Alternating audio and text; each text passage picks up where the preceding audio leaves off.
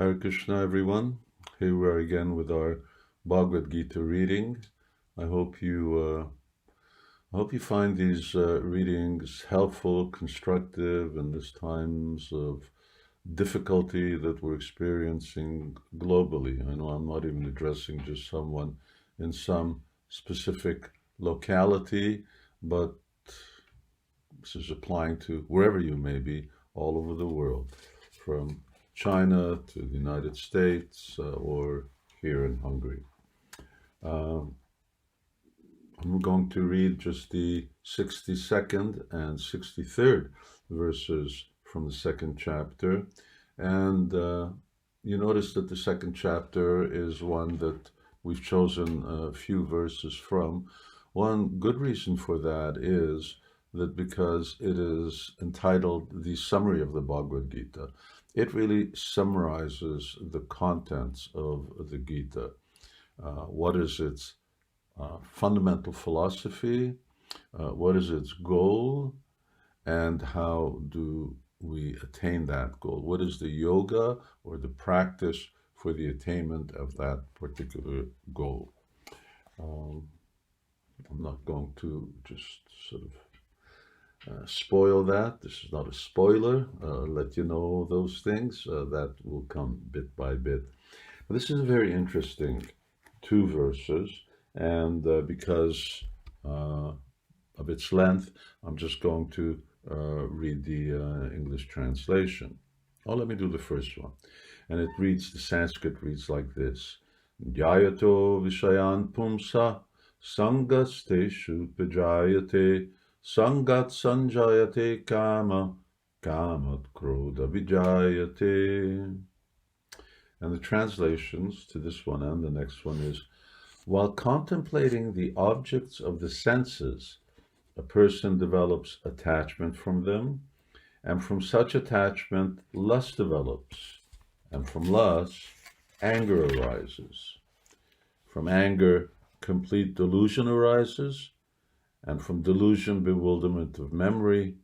When memory is bewildered, intelligence is lost, and when intelligence is lost, one falls down again into the material pool.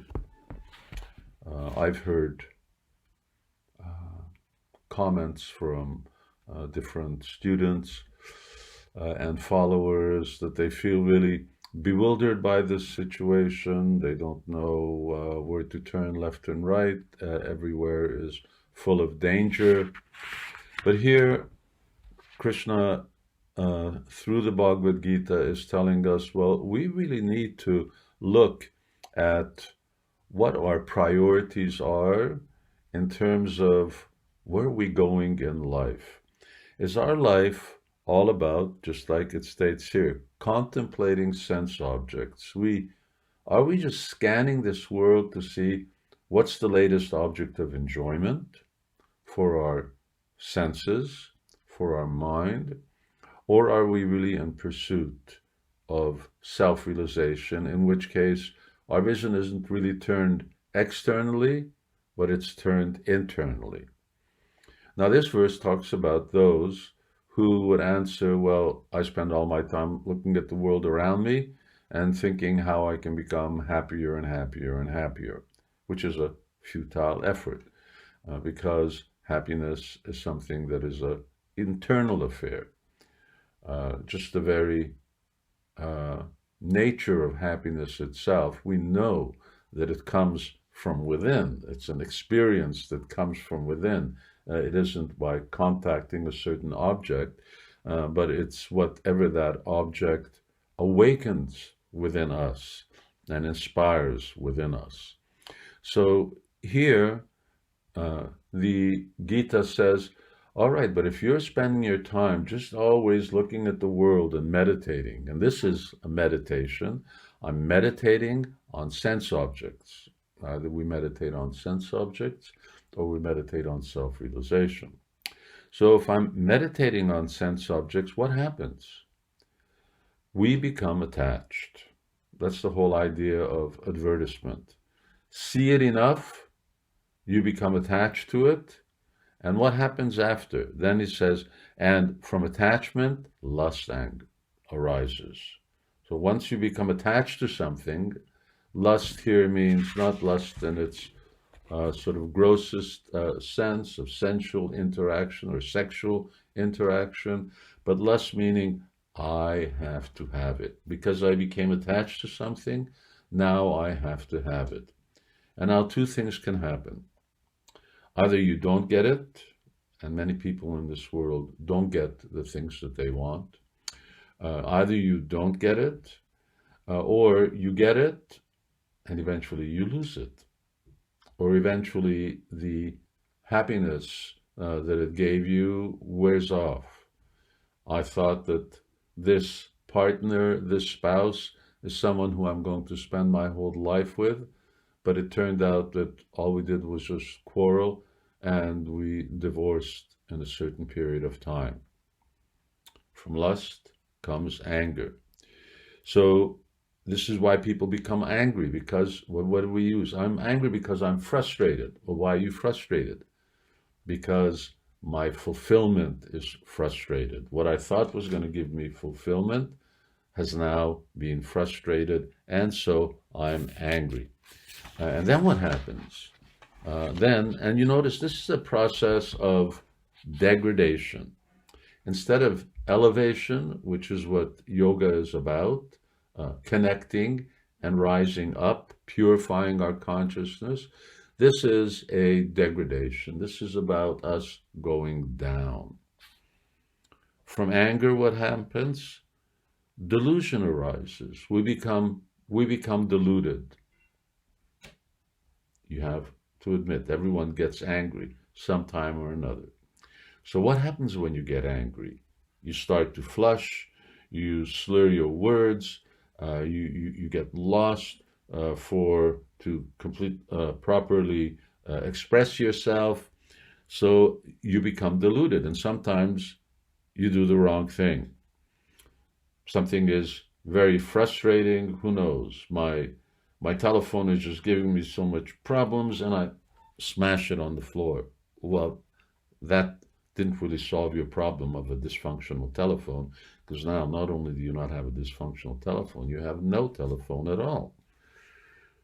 So you become deluded. And what happens when you become deluded? Then bewilderment of memory. My memory, who am I? What am I really trying to do? What is the purpose of it all? And why did I really want that thing in the first place? It all becomes very cloudy. And when we become bewildered, then we lose our good intelligence. Intelligence is what controls the mind.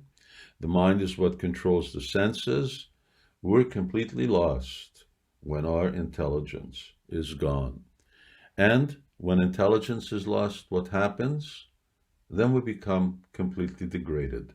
People do things that they would never otherwise do, just because the circumstances are such, and the sequence of degradation, going down the ladder instead of going up the ladder of yoga. Now I'm going down, and ultimately I perpetrate so many extraordinary things that otherwise I wouldn't do. So one more time, I'm just going to go over the sequence. If you want to become free from delusion, if we want to be free from all the confusion that the world around us is imposing upon us, and that we find ourselves in today, then we need to see, well, don't have unnecessary expectations from this world. Try to get what you need and leave it at that. Spend the balance of our time with internal development, and not with just, I need more, I need more, I need more. We call it economic development, or we call it that our GDP is growing, and we have to have a constantly increasing lifestyle. These are the sort of illusions or the traps of the materialistic world that we live in. And if we live like that, this is what's going to happen. Contemplate sense objects, We develop attachment. From attachment comes strong attachment, possessiveness, lust. When that becomes frustrated in due course, and it does, comes anger. From anger, one becomes completely deluded. Who am I? What am I supposed to do? In that state, I forget all good things. I forget law. I forget right from wrong. And that condition one loses one's intelligence. Any higher direction is completely lost. And one becomes a slave to one's environment, to others, to one's senses. And that's not the type of life that we want to live. That's not the position we want to be in.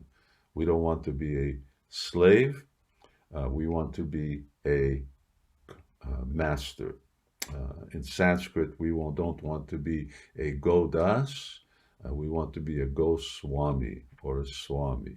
Swami means master of the senses. So this is today's lesson in the Bhagavad Gita. When we learn how to master our senses, control our mind and our senses, that is the basic qualification for practicing yoga and for being a yogi.